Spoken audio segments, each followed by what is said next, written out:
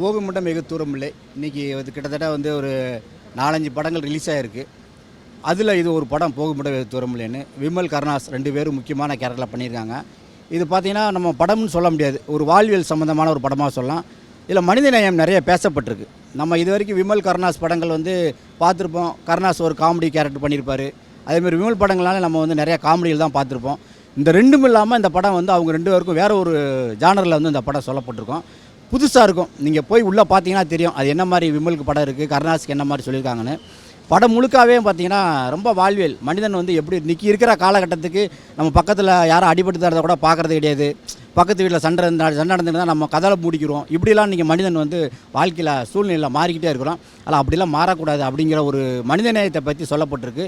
மற்றபடி இந்த படத்தில் கேமரா ஒர்க்கு, மியூசிக் அப்படி எல்லாமே வந்து ரொம்ப சிறப்பாக இருக்கும். நீங்கள் திரைக்கதைன்னு பார்த்தீங்கன்னா நம்மளுக்கு வந்து சில படங்கள்லாம் பார்த்தீங்கன்னா அங்கங்கே லேக்கு போர் அடிச்சுக்கிட்டு இருக்கோம். அப்படி எதுவுமே இருக்காது.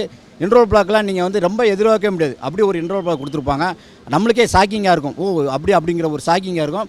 செகண்ட் ஹாஃப் பார்த்தீங்கன்னா விறுவிறுப்பாக போகும். படம் எப்படா முடிஞ்சுது அப்படிங்கிற மாதிரி தெரியும்.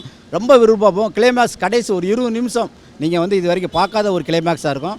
பிரமிப்பாக இருக்கும். நமக்கு பார்த்துட்டு வெளியே வரும்போது நம்மளால் வந்து அந்த கிளைமேக்ஸ் வந்து வெளியே வர முடியாது.